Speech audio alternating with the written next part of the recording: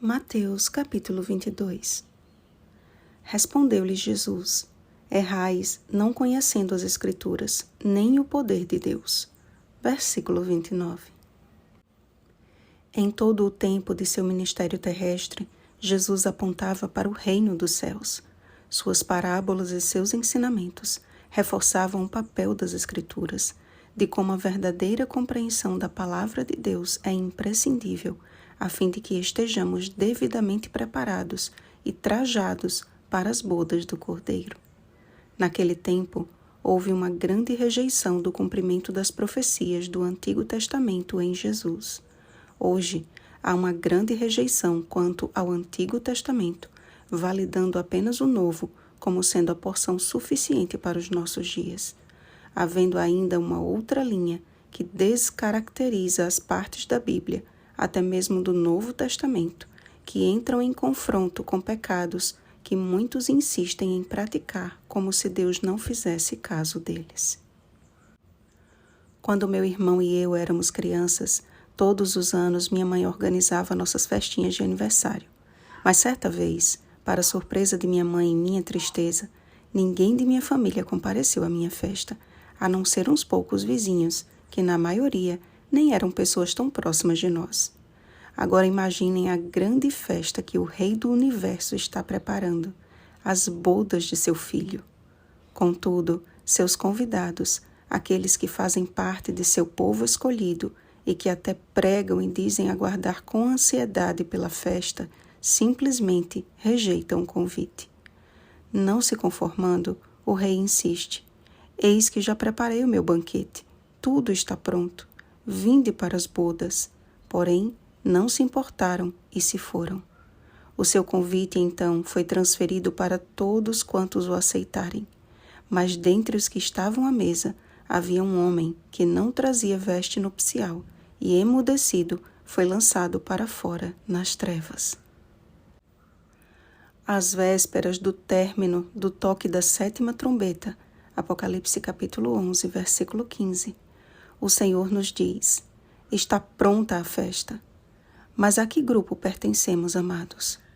Muitos se autodenominam filhos do reino, enquanto estão ocupados demais para buscar o reino de Deus, ou ainda maltratando e matando a palavra profética, tal qual os filhos de Israel maltrataram e mataram os profetas do Senhor.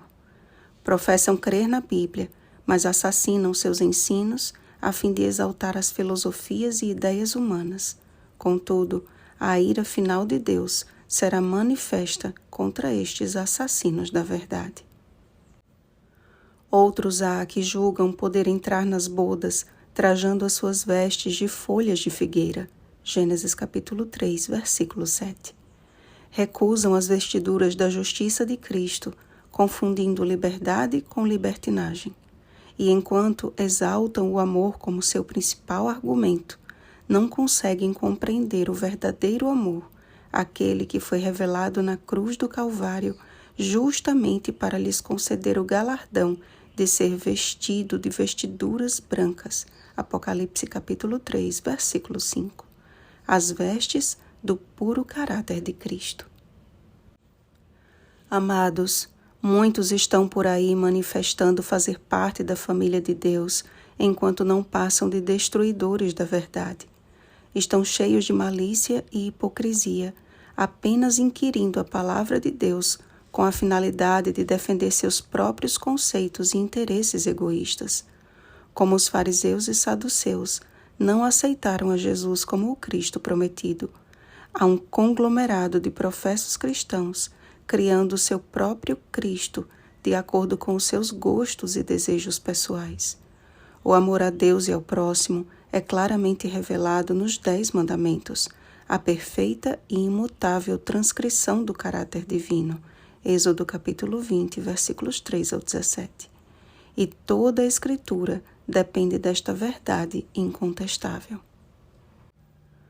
Como povo de Deus, ainda estamos sendo experimentados verbalmente, e louvado seja Deus pelos seus fiéis servos que permanecem firmes pela verdade, de forma que tem se aproximado o tempo em que, como foi dito a respeito de Cristo, do remanescente se dirá: e ninguém lhe podia responder palavra, nem ousou alguém a partir daquele dia fazer-lhe perguntas. Cheios do poder do Espírito Santo, seus argumentos não se fundem com ideologias humanas, mas contêm um puro e suficientemente claro, assim diz o Senhor. Semelhante a Estevão, o qual não podiam resistir à sabedoria e ao Espírito pelo qual ele falava, Atos capítulo 6, versículo 10, não haverá argumentos diante do fiel testemunho dos verdadeiros adoradores. Com convicção absoluta, discorrerão acerca das Escrituras, como Estevão no Sinédrio, com a face iluminada pelo Espírito Santo.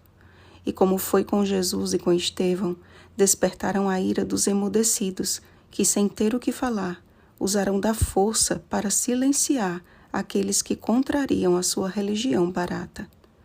Logo o Senhor virá e levará os seus escolhidos, que serão como os anjos do céu. A nossa espera consiste em vivermos a cada dia, como nos rogou o apóstolo Paulo. E não vos conformeis com este século, mas transformai-vos pela renovação da vossa mente, para que experimenteis qual seja a boa, agradável e perfeita vontade de Deus. Romanos capítulo 12, versículo 2. Se pela fé fizermos a vontade de Deus, dando a César o que é de César e a Deus o que é de Deus, certamente seremos perseguidos por causa da palavra de Deus e do testemunho de Jesus. Apocalipse capítulo 1, versículo 9. Mas seremos guardados da hora da provação que há de vir sobre o mundo inteiro. Apocalipse capítulo 3, versículo 10. A festa está pronta, amados. Prepara-te, ó Israel, para te encontrares com teu Deus. Amós capítulo 4, versículo 12. Busquemos a santificação, sem a qual ninguém verá o Senhor. Hebreus capítulo 12, versículo 14. Pela qual Jesus orou em nosso favor. Santifica-os na verdade. A tua palavra é a verdade. João capítulo 17, versículo 17. Oremos, amados. Pai eterno, a tua palavra é a verdade que nos santifica e Jesus Cristo é a verdade. Isso significa que se permanecemos fiéis à tua verdade, é porque permitimos que Cristo habite em nós mediante o seu Espírito. Senhor, te conhecer é tudo de que mais necessitamos, porque aquele que te conhece não entra em discussão com a verdade, mas a aceita, ainda que implique em renúncias pessoais. Não queremos mais viver a nossa vontade, mas a tua, Pai. Que o teu Espírito realize a obra que precisa realizar em nossa vida. Em nome de Jesus. Amém. Vigiemos e oremos. Bom dia, preparados para as bodas de Cristo. Oremos pelo batismo do Espírito Santo. Oremos uns pelos outros. Rosana Garcia Barros.